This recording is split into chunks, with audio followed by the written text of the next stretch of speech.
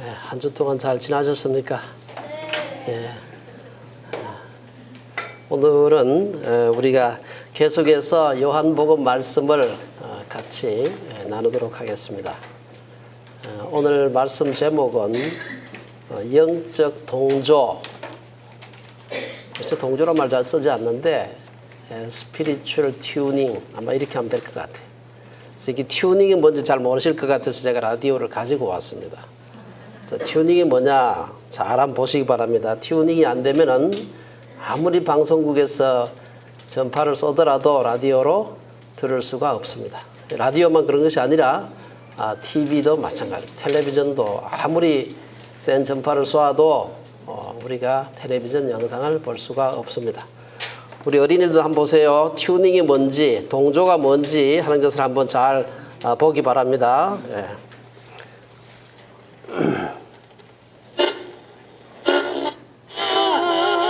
잘 나오죠 이제?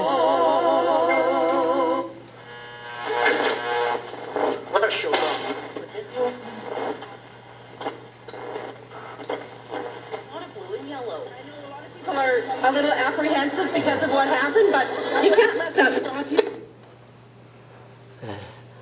그래서 우리가 라디오가 이 주파수에 잘 튜닝되지 않으면은 들을 수가 없는데 오늘 우리가 이 본문에 보면은 튜닝이 안 된 사람이 예수님하고 얘기하는 그 얘기가 나오고 있습니다. 그래서 같은 나라 말을 하는데도 불구하고 아무리 통역을 해주려고 해도 통역을 해줄 수가 없어요. 아무리 얘기를 해줘도 못 알아듣는 것입니다. 고막이 울리지 않아서 못 알아듣는 것이 아니라 그게 무슨 뜻인지를 알 수가 없는 것입니다. 그래서 여러분들이 오늘 이 말씀을 보면서 영적으로 튜닝 된다는 것이 무엇인가 하는 것을 함께 좀 생각을 해보고자 합니다. 오늘 이 본문의 말씀만이 아니고 예수님의 그 말씀 중에서 요한복음을 봐도 예수님께서 하신 말씀을 듣는 사람이 전혀 이해하지 못하고 외국어를 말하기 때문에 이해하지 못하는 게 아닙니다. 그게 무슨 말인지 알지 못하고 엉뚱한 소리를 하는, 엉뚱한 대답을 하는 경우가 성경에 여러 차례 있는데 우리 얼마 전에 공부했던 수가성 여인도 보면은 예수님하고 오랫동안 얘기를 했는데 처음에는 계속해서 엉뚱한 얘기만 하는 겁니다. 말을 알아듣는 것 같은데 무슨 뜻인지 모르는 거예요. 뿐만 아니라 여러분 또 앞에 보면 니고데모 얘기도 나오는데 니고데모도 예수님께서 뭐 거듭나야 된다 이렇게 하는 거 그러면 엄마 뱃속에 한 번 더 들어갔다 나올까요? 이 사람이 상당히 똑똑하고 유명한 유대 지도자인데도 불구하고 도대체 예수님이 하시는 말씀을 못 알아듣는 겁니다. 이게 튜닝이 안 돼서 이 사이클이 안 맞는 겁니다. 그래서 오늘도 보면은 사람들이 예수님께서 말씀하시는데 자기 나라 말로 말씀하시는데도 못 알아듣는 겁니다. 그래서 오늘 그 말씀을 함께 좀 나누려고 하는데요. 예수님의 말씀에 튜닝이 되어 있지 않는 비동조되어 있을 때 사람들이 어떤 반응을 보이는가 하는 것이 30절 31절에 나오고 있습니다. 29절에 보면은 예수님께서 하나님께서 보내신 일을 믿는 것이 하나님의 일이다. 그렇게 이제 하니까 30절에 보면은 도대체 당신이 어떤 기적을 통해서 우리로 하여금 당신이 메시아임을 믿게 하겠소? 어떤 기적을 우리한테 보여주겠소? 하고 예수님한테 대어들었습니다. 요새 말로 하면 상당히 그 무례하고도 금방진 그런 말입니다. 하지만 무리들은 여기서 끝나지 않았습니다. 이 31절에 보면은 그들은 한술 더 떠가지고 우리가 존경하는 모세는 우리 조상들에게 광야에서 떡을 주어서 우리로 먹게 했는데 당신은 도대체 우리한테 뭘 주려고 하느냐? 그래서 이들이 그 구약의 이 출애굽기에 나오는 말씀인데 출애굽기 말씀을 인용하면서 예수님 앞에 대어드는 거 봤을 때는 아주 무지한 사람이 아닙니다. 아마 상당히 그 성경을 알고 있는 유대 지도자들이나 서기관들이나 그 정도 안 될까 그렇게 생각을 합니다.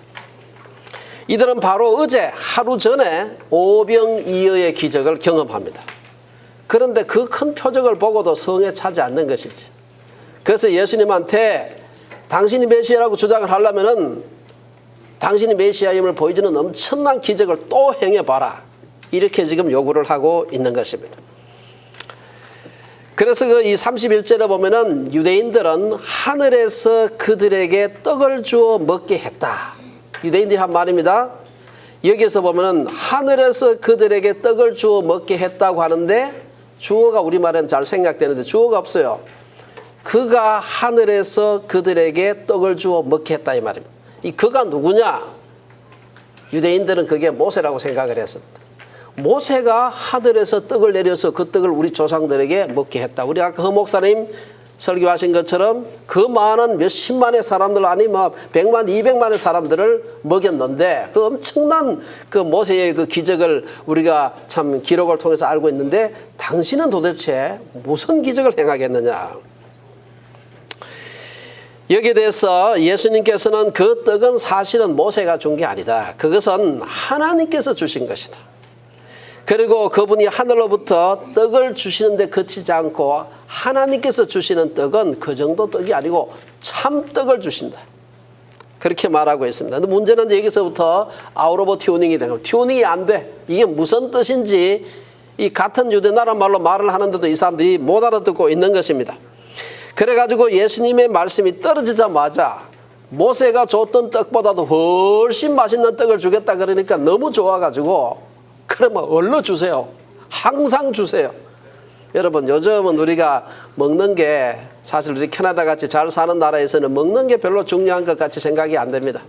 너무 많이 먹어서 탈이죠.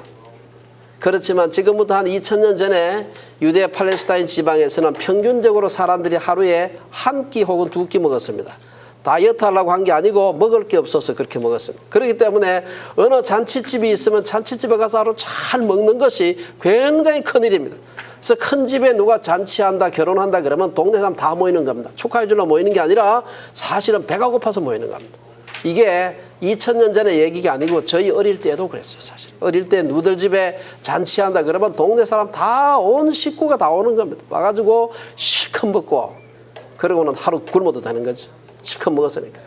그러한 그 상태를 생각한다면 예수님께서 어제 그 많은 사람들을 먹인 걸 생각해 보니까 그것보다도 더 모세가 우리 조상들에게 준 것보다도 비교할 수 없는 하늘에서부터 참떡을 주신다 하니까 바로 이들이 뭐라고 얘기합니까?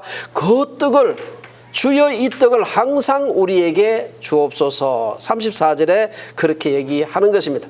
그들은 이 떡이 무엇인지도 모른 채 예수님께 모세가 베풀었던 기적보다도 더 큰 기적을 이제 우리에게 보여주세요. 여기까지가 아웃 오브 튜닝입니다. 이게 도대체 무슨 얘기를 하는지 못 알아듣고 엉뚱한데 헛다리 짚고 있는 유대 사람들의 모습을 보여주는 것입니다. 여기에 대해서 우리가 두 번째 예수님께서 무슨 뜻으로 하나님의 뜻과 완전히 튜닝되어 계셨던 예수님께서 그게 무슨 뜻인지를 설명하는 것이 32절에서 33절에 있는 말씀입니다. 예수님께서는 그들에게 그들이 잘못 지금 오해를 했다. 그들의 무지를 차근차근히 지적하시면서 소위 말해서 스피리추얼 튜닝을 요청하시는 겁니다. 하늘의 주파수에 맞추어라. 광야에서 조상들이 먹었던 떡은 사실은 모세가 준 것이 아니라 하나님께서 주신 것이다. 그들이 높이 평가하는 유대인들이 그 하늘처럼 받들고 있는 모세가 아니라 바로 예수님 자신을 보내신 하나님 아버지께서 주신 떡이다. 그리고 32절에서 예수님은 조상들이 먹었던 광야의 만나를 영적인 참떡에 대한 말씀으로 대화를 도약시키는 점프하게 만드는 것입니다. 우리가 32절의 그 말씀을 자세히 보게 되면 사실은 중간에 예수님께서 마음이 급하셨는지 아니면은 사도 요한이 좀 빠져먹었었는지 모르지만 이걸 사실은 문장을 한 2개 정도로 나누어서 생각하면 이해하기가 쉬운데 한 문장 내에서 너무 많은 논리적인 비약이 있습니다. 그래서 제가 글 쓰는 게 업이기 때문에 이 길을 좀 잘 알아들으려면 이렇게 써야 될 텐데 하고 제가 써봤어요. 32절 여러분 말씀 보시기 바랍니다. 예수께서 이르시되 내가 진실로 진실로 너희에게 이르노니 모세가 너희에게 하늘로부터 떡을 준 것이 아니라 내 아버지께서, 그리고는 이제 말을 좀 넣어야 돼요. 내 아버지께서 주셨느니라. 하지만 이제 내 아버지께서는 너희에게 너희 조상들이 광야에서 먹었던 그 떡과는 비교도 할 수 없는, 그까지를 넣으면 이어서 하늘로부터 참떡을 주시나니. 이 말이 잘 되지. 근데 그 중간에 좀 빠져먹었어요. 그래서 이게 조금 말이 좀 띄는 것 같아요. 32절에 참떡이다 하는 말은, 참이란 말은 원래 그 헬라어에서 영적인 진리, 참 하는 말은 보통 진리를 얘기하는 것이 아니라 영적인 진리를 얘기할 때 쓰는 독특한 형용사입니다. 이게. 보통 때는 잘 안 쓰는 그런 말입니다. 이 지상에서 유래한 것이 아니라 하늘에서 유래한 영적인 실제를 강조할 때 참이란 말을 사용합니다. 이 참이란 말은 사실 성경에 여러 번 나오는데요. 로마서 11장에 보면 참감람나무라는 말이 나옵니다. 또한 그 요한복음 15장에 보면 참 포도나무라는 말이 나오고요. 요한복음 1장 요한 1서에 보면 참빛 이런 말이 나옵니다. 이 참이란 말은 영적인 실제, 이 지상에서 기원하지 않은 진리를 말할 때 쓰는 말입니다. 예수님께서 참떡이라고 하실 때는 두 가지 사실을 내포하는데, 첫째는 그분의 하신 말씀에 튜닝되기 위해서는, 이해하기 위해서는 하늘의 계시가 필요하다. 세상에서 앉아가지고 상식 가지고는 이해가 안 된다라는 뜻이 하나 있고, 둘째는 예수님을 믿는 것은 떡을 먹는 것처럼 아주 실제적이고 쉽다 하는 뜻입니다. 믿음은 이론이 아니라 실제여야 한다는 것입니다. 비슷한 표현이 구약에도 등장합니다. 우리가 잘 아는 이사야서 55장에 보면 너희 목마른 자들아 물로 나오라, 돈 없는 자도 오라, 너희는 와서 사 먹되 값없이, 돈 없이 값없이 와서 포도주와 젖을 사라. 여러분, 이게 와서 포도주 먹고 젖 사 먹으라 그런 뜻이 아닙니다. 이게 하나님의 영적인 진리를 마치 포도주 마시듯이 떡 먹듯이 와서 받아가라 이런 뜻입니다. 33절에서 하나님의 떡은 세상에 생명을 주는 것이다. 여기 보면 세상에 생명을 주는 것이다. 이 말은 예수님의 메시아적 사명이 유대인에게만 국한된 것이 아니라 전 세계적이고 전 지구적인 것임을 의미하고 있는 것입니다. 여러분, 그 사복음서 중에서도 유독 요한이 예수님의 그 복음을 세계적이다, 우주적이다, 이 세상이라는 말을 자주 사용하는데, 이 세상이라는 말은 죄악된 세상이라는 뜻이 아니고 하나님이 만드신 온 천지 만물을 말하는 것입니다. 유독 이게 이 요한복음에만 강조하고 있습니다. 이 외에도 요한은 우리가 잘 아는 요한복음 3장 16절에 보면 하나님이 세상을 이처럼 사랑하셨다. 또한 그 요한복음 4장에 보면 세상의 구주로 오셨다. 이 세상이란 말을 요한이 아주 즐겨 사용합니다. 또한 세상이란 말은 사용하지 않았지만 의미적으로 봤을 때 이 복음은 유니버설한 것이다 하는 것을 드러내는 말씀이 여기저기에 요한복음에 있습니다. 여기 보면 요한복음 10장 16절에 보면 또 이 우리에 들지 아니한 다른 양들이 내게 있어 내가 인도하여야 할 터이니, 유대인들만 예수님의 양이 아니라는 뜻입니다. 요한복음 11장에 보면은 예수께서 그 민족을 위하시고 또 그 민족만 위할 뿐 아니라 흩어진 하나님의 자녀를 모아 하나가 되게 하기 위하여 죽으실 것을 미리 말하미르라. 여러분, 요한이 어디서 목회한지 아십니까? 요한이 에베소에서 목회했습니다. 에베소는 지금 터키 지방입니다.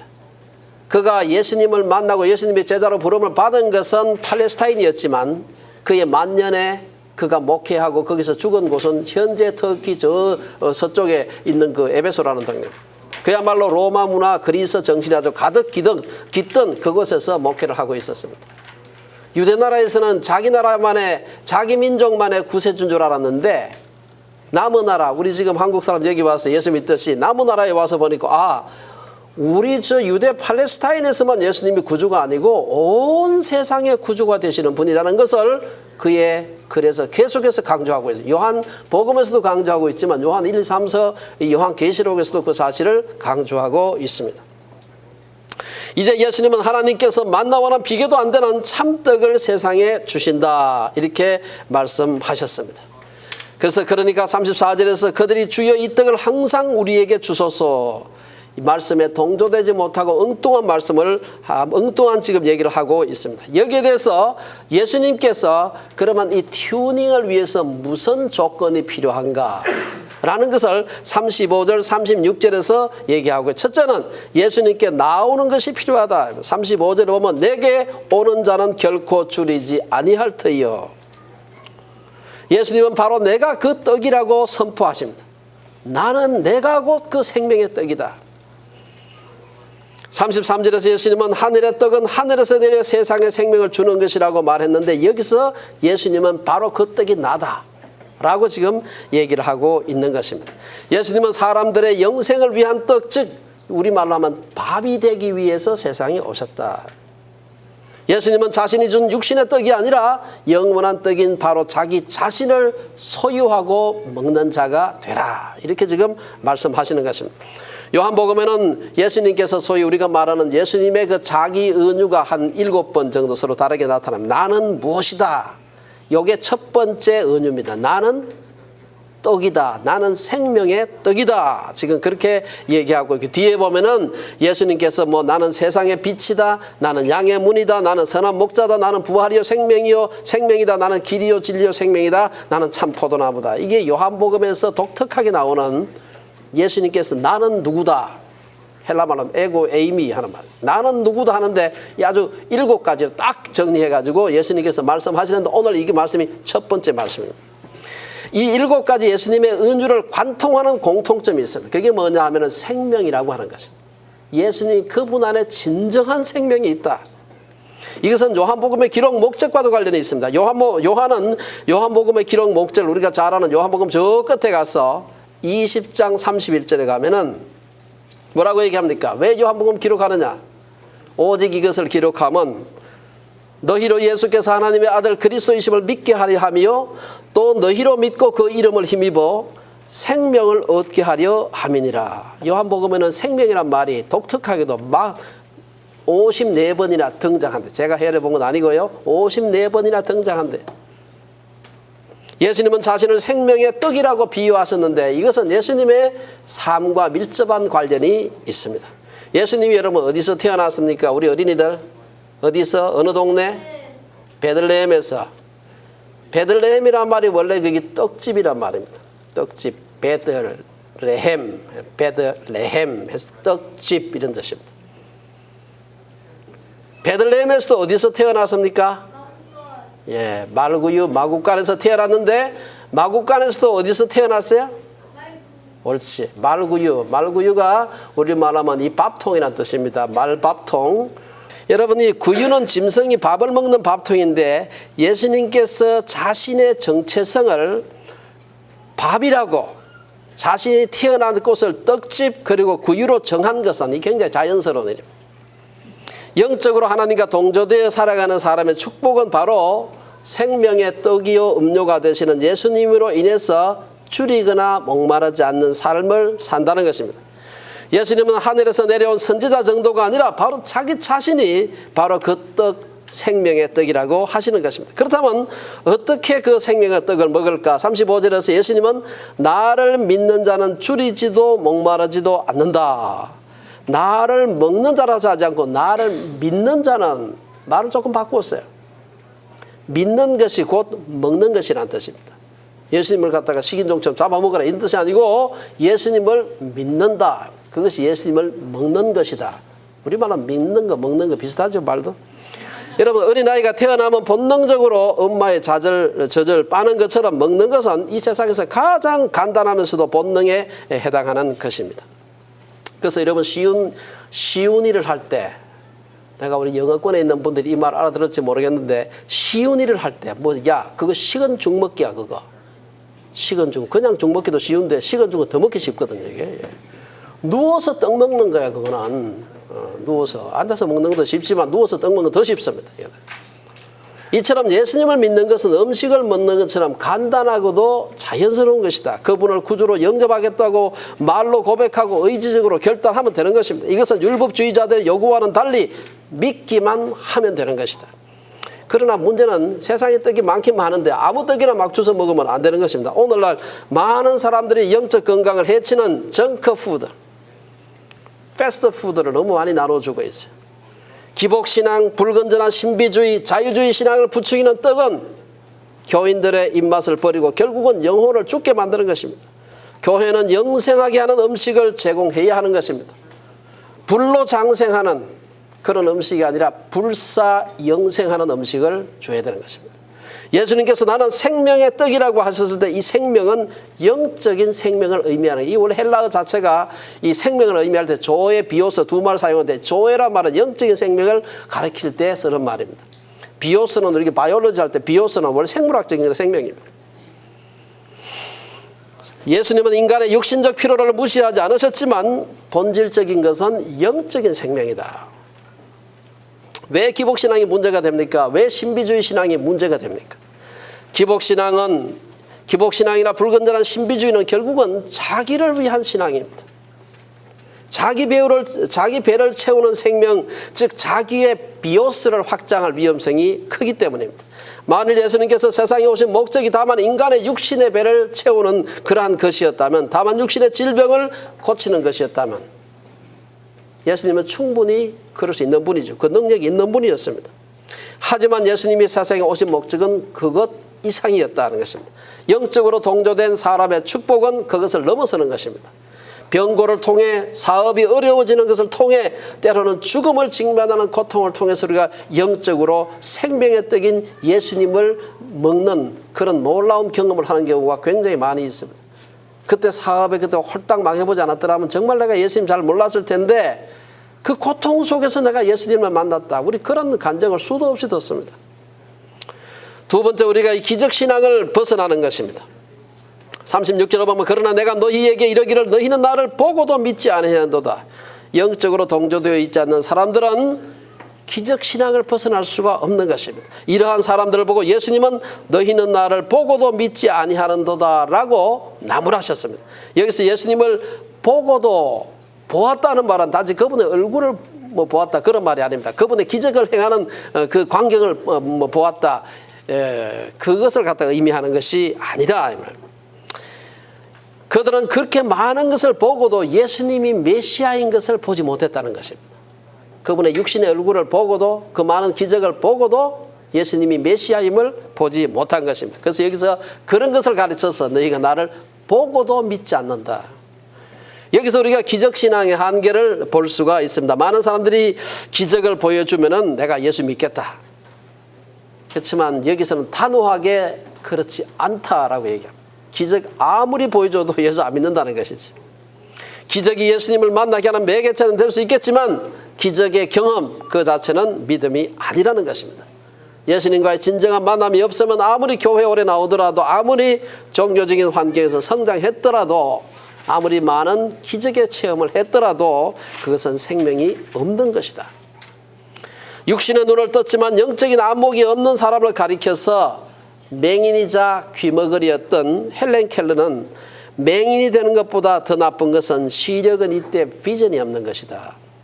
유명한 얘기를 했습니다. 지금도 그렇지만 역사적으로도 많은 사람들이 이 시력은, 이 아이사이트는 있었지만 영적인 비전이 없이 인생을 사는 것입니다. 기독교적인 배경에서 자랐지만 진정한 영적 생명에 연결되지 못한 채 살았던 많은 사람들이 있지만 그 중에 대표적인 한 사람을 든다면 칼 마르크스입니다. 마르크스가 보기에 예수님 안에 있는 진정한 생명과 진리라는 것은 인민들을 마취시키고 착취하는 지배자들의 속임수일 뿐이었습니다. 그래서 그는 종교는 인민의 아편이라고 했습니다. 기독교가 천국이라는 아편으로 현실의 고통을 느끼지 못하게 한다고 보았습니다. 그래서 그는 종교를 박멸하고 빵의 문제에만 집중해야 한다고 주장했습니다. 마르크스의 주장은 형식 종교, 의문화된 종교, 껍질만 남은 종교의 피해가 무엇인지를 잘 얘기했습니다. 그렇지만 그는 예수 그리스도 안에 있는 영원한 진리, 영원한 양식을 보지 못했습니다. 그래서 그의 사상의 열매라고 할 수 있는 공산주의 체제는 인류 역사상 가장 많은 사람들을 죽였고 가장 많은 사람들을 가난으로 몰아넣었습니다.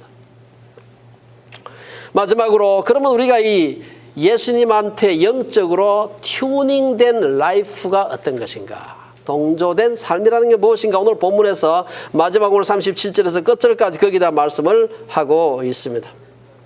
첫째, 38절 말씀부터 먼저 보면은 하나님 앞에 이 튜닝된 삶은 하나님의 뜻을 행하는 삶이다.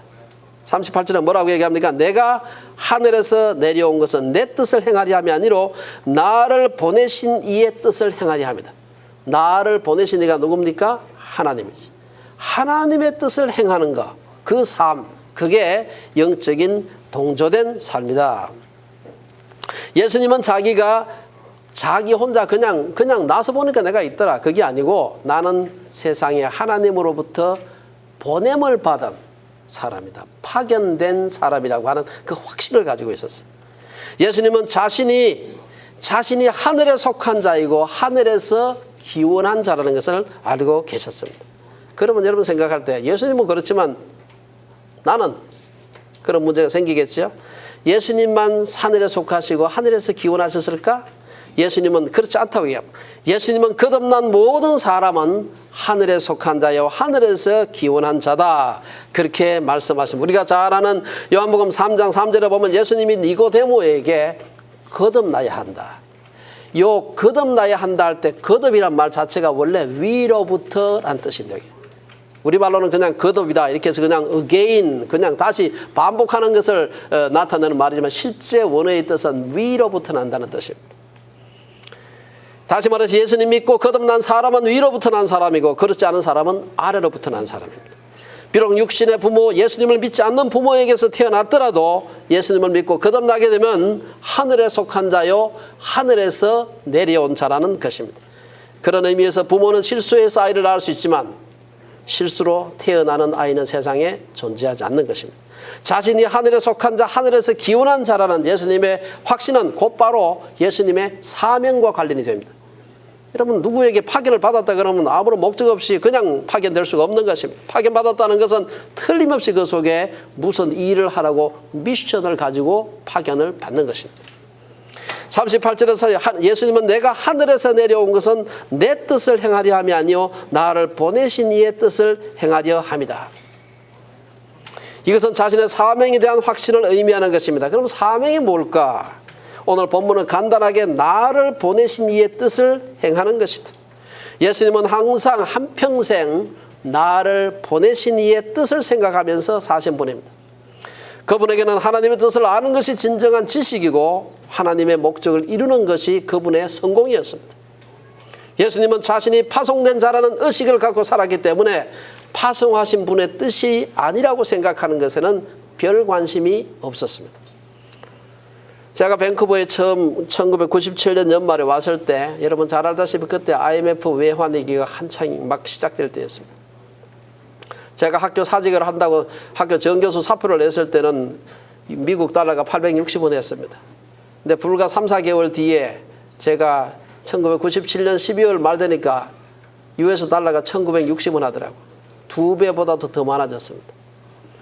이 대학에서 한인 프로그램을 하겠다고 학교 사직하고 왔는데 여러분 달러가 2배 이상 뛴다는 것은 학생들의 등록금이 2배 이상 뛴다는 얘기입니다. 이 학교에 다니고 있던 한국인 저 ESLI 그 의학원에 다니고 있던 학생의 80%가 다니고 있던 아이들이 등록금을 낼 수가 없어서 집으로 돌아갔습니다. 제가 할 게 없는 것입니다. 할 게.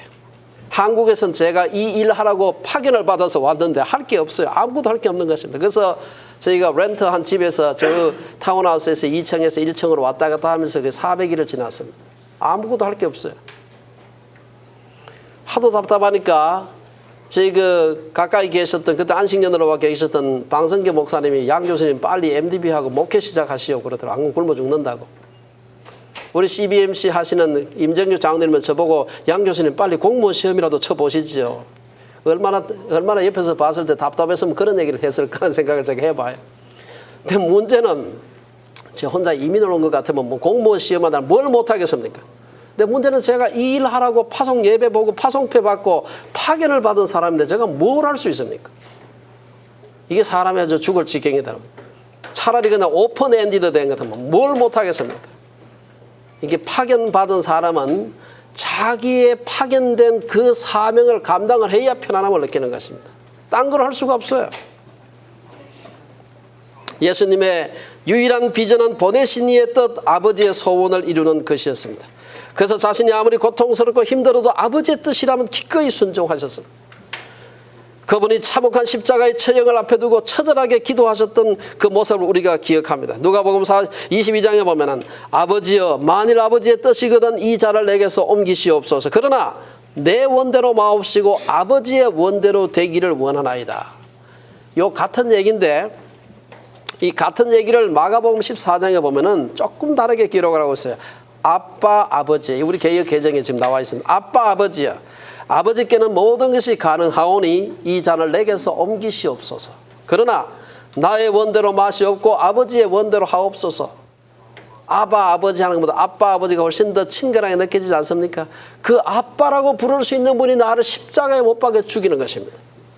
그런 아버지에게 기도할 때도 내 원대로 마옵시고 아버지의 뜻대로 나를 보내신 이의 뜻대로 되기를 바란다 하는 것이 예수님의 기도였습니다. 예수님의 길지 않은 3년의 공생애가 전 인류 역사를 바꿀 수 있었던 것은 그분이 자기를 보내신 이의 일에만 충실했기 때문입니다. 인생을 살아오면서 한때 받았던 은혜가 추억으로만 남아있어서는 안 되는 것입니다. 나도 한때는, 나도 처녀 때는, 나도 학생 때는 믿음 좋았다 그런 말 하면 안 돼요. 믿음은 현재형입니다. 우리는 계속 보내신 이의 뜻을 알고 그 뜻에 순종해야 하는 것입니다. 호세아 선지자가 말한 것처럼 우리가 여호와를 알자, 힘써 여호와를 알자. 보내신 이의 뜻에 순종하지 않는 자는 영적인 실업자입니다. 우리 교회 내에 그런 영적인 실업자가 있으면 안 되는 것입니다. 흔히 사람들이 한국을 평등사회라고 말합니다. 왜 평등사회라고 말하는지 아십니까?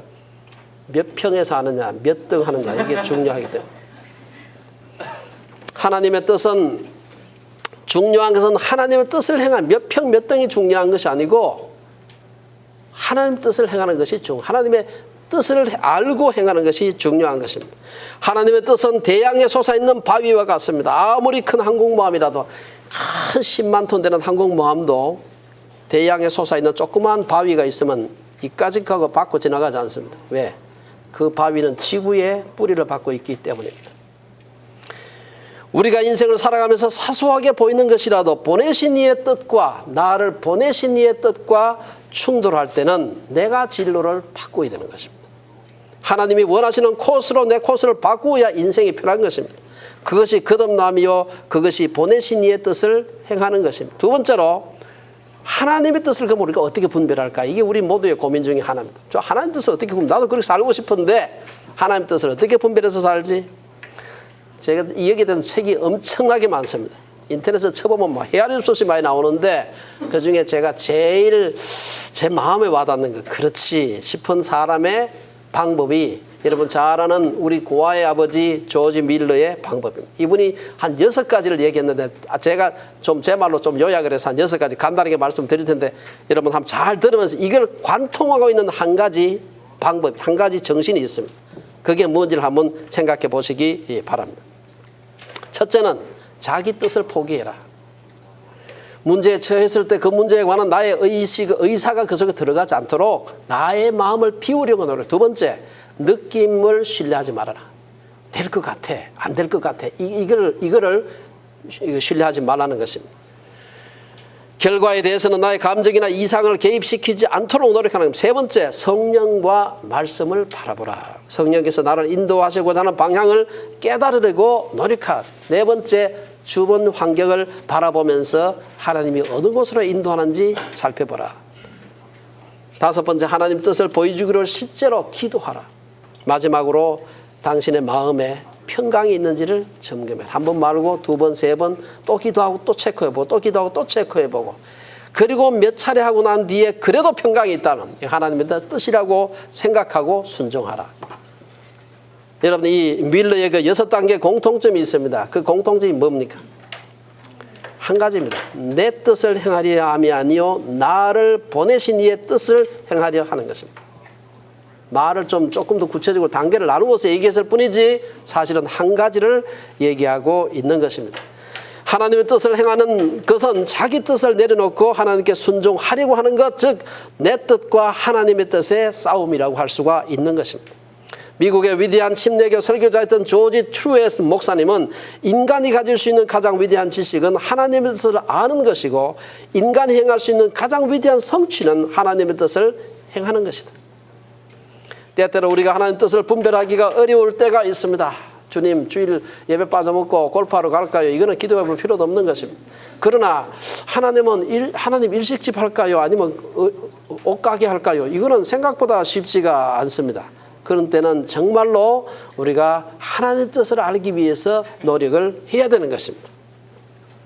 그러나 여기에 대해서 요한복음 7장 17절에 보면은 예수님은 사람이 하나님의 뜻을 행하려 하면 이 교훈이 하나님께로부터 왔는지 내가 스스로 말함인지 알리라. 중요한 것은 내 마음속에 순종하겠다고 내 뜻 내려놓고 나를 보내신 이의 뜻에 순종하겠다고 하는 마음이 있을 때 하나님께서 우리를 헷갈리지 않도록 하고 우리를 인도하신다는 것입니다. 사도 바울도 그러했습니다. 그는 복음을 위해 자신의 인생을 송두리째 드리면서도 늘 주의 뜻이 무엇인지를 알기 위해 노력했습니다. 그는 에베소 성도들에게 어리석은 자가 되지 말고 오직 주의 뜻이 무엇인가 이해하라.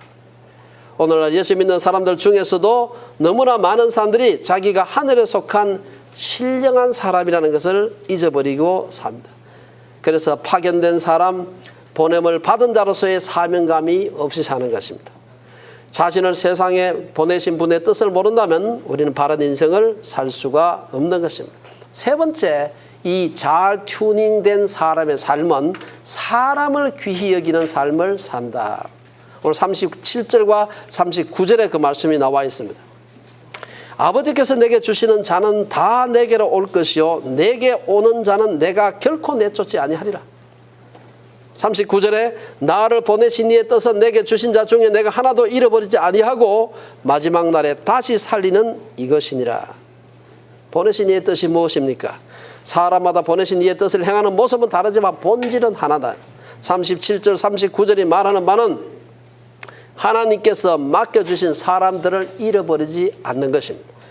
예수님은 자기에게 집중하지 않고 자기에게 맡겨진 사람의 삶을 풍성하게 하는데 자신의 삶에 초점을 두셨습니다. 본문 말씀은 두 가지로 나누어서 볼 수 있는데, 첫째, 예수님의 대속 사역은 제한적이라는 점입니다. 비슷한 말씀이 44절 45절에도 등장합니다. 나를 보내신 아버지께서 이끌지 아니하시면 아무도 내게 올 수 없으니. 아버지께서 이끌지 아니함, 아버지께서 이끈 사람만 내게 온다. 예수님의 대속 사역이 제한적이라는 것입니다. 제한적 대속은 예수님의 대속의 능력이 부족해서가 아니라 하나님의 주권적인 결정입니다. 칼빈은 이를 예정과 선택이라고 그렇게 표현을 했습니다. 우리는 하나님의 예정과 선택을 절대로 다 이해하지 못합니다. 그렇지만 성경은 분명히 그 얘기를 하고 있습니다.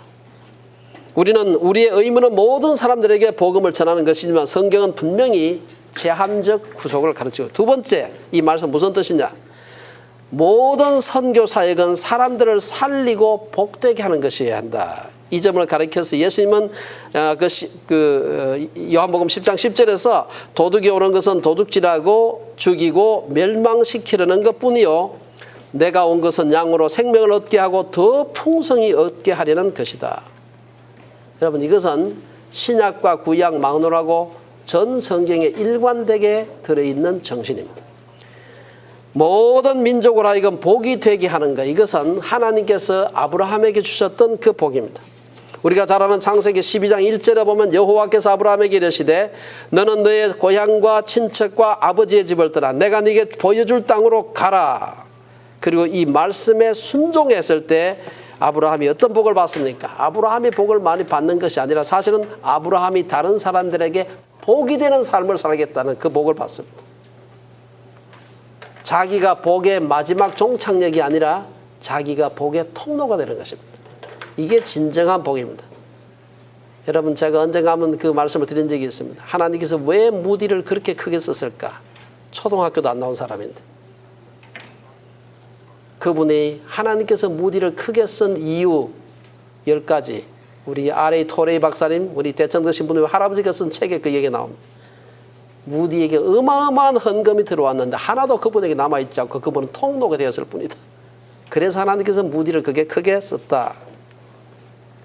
바울에게 있어서도 보내신 이의 뜻은 같았습니다. 바울에게 있어서도 관심은 나의 사랑하고 사모하는 형제들, 나의 기쁨이요 멸류관 아닌 사랑하는 자들아, 이와 같이 주 안에서 서라. 사도 바울은 곳곳에서 자기가 전도했던 사람들에 대한 그 열정과 애정을 보여주고 있습니다.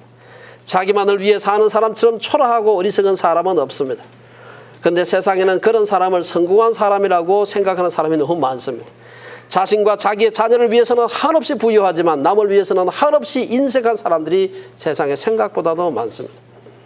우리는 하나님이 우리에게 맡겨주신 것은 재물이나 명성이나 권세가 아니라 사람이라는 사실을 알아야 됩니다. 자신의 성취, 다른 사람들의 칭찬이 아니라 하나님이 내게 맡겨주신 사람에게 나의 관심이 집중하기 시작될 때 우리는 성공의 길로 들어선 것입니다.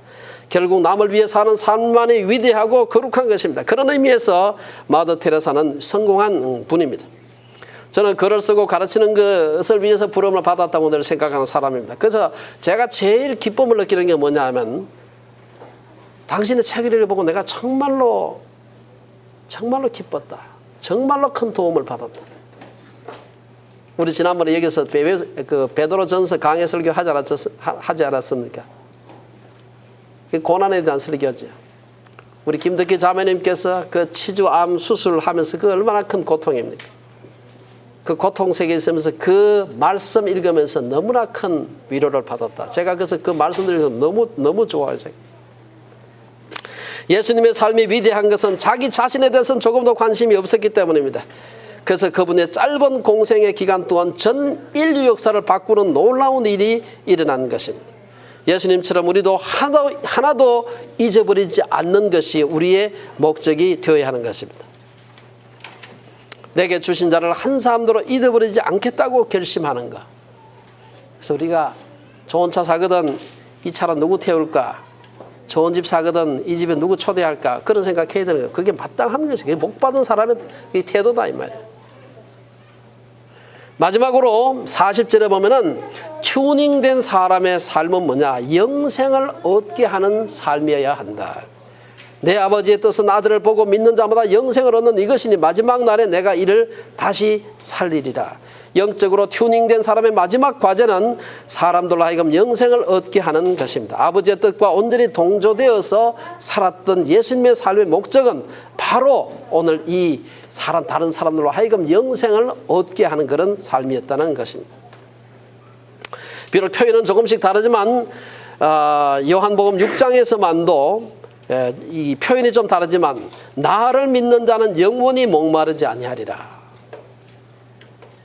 6장 39절 이하에 보면은 마지막 날에 다시 살리는 이것이니라. 6장 47절 믿는 자는 영생을 가졌다. 곳곳에 내게 맡겨진 자들을 영생을 얻게 하는 것이 튜닝된 자의 삶이다.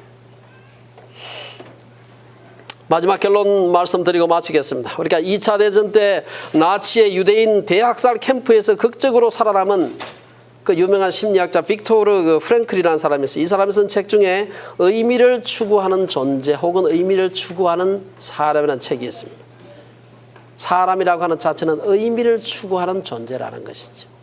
거기에서 우리가 인생의 가장 중요한 그 의미를 찾는 것, 그것은 보내신 이의 뜻을 행하는 것이다. 그럴 때 우리의 삶의 의미를 발견할 수 있다는 것이지. 오늘 본문에서 예수님은 진정한 인생의 의미를 추구하는 삶은 자신이 보내심을 받은 자로 자각하고 보내신 분의 목적을 알고 뜻을 알고 그분께 순종하고 헌신하는 그러한 삶이라고 말하는 것입니다. 자신의 일에서 분명한 목적과 의미를 발견할 때 우리는 그 일을 소명이라고 얘기하는 것입니다. 자신의 일에서 소명을 발견할 때 지치지 않고 일하는 미친 듯이 일하는 것이죠. 죽을 때까지. 여러분, 저는 아까 말씀드린 대로 글 쓰고 가르치고 하는 것이 제 업이라고 생각하는, 소명이라고 생각하는 사람입니다. 그렇기 때문에 다행히 강의를 했는데 사례를 주면 좋고 안 줘도 문제가 별로 그렇게 섭섭하지 않습니다. 글을 쓰는데 원고료 받는 경우보다 안 받는 경우가 훨씬 더 많습니다. 그러나 원고료를 받는 것이 보내신 이의 뜻이 아니라 내가 그 글을 쓰는 것이 하나님의 뜻이기 때문에 뭐 그렇게 문제가 되지 않습니다. 오늘 본문을 통해 사도 요한은 인간 영혼의 궁극적인 만족은 오직 생명의 떡이신 예수님을 먹는 것으로만 가능하다. 그렇게 얘기를 하고 있어요. 이것은 신약 기자들의 공통적인 사상이었고 구약에서도 일관된 사상이었습니다. 여러분 잘 아는 시편 23편에서 여호와는 나의 목자시니 내게 부족함이 없다. 우리가 잘 아는 그 하박국서 3장 17절 18절에 보면 비록 무화과 나무가 무성하지 못하며 포도나무에 열매가 없으며 감람나무에 소출이 없으며 밭에 먹을 것이 없으며 우리의 양이 없으며 외양간에 소가 없을지라도 나는 여호와로 인해서 기뻐하고 만족하겠다. 여러분 우리 모두 하나님으로부터 보내심을 받은 소명자로서 보내신 이의 뜻을 생각하며 예수님처럼 많은 사람들에게 복이 되게 하는 그런 복된 인생 사시는 우리 온 성도님들 되시기를 주의 이름으로 축원합니다. 기도하겠습니다.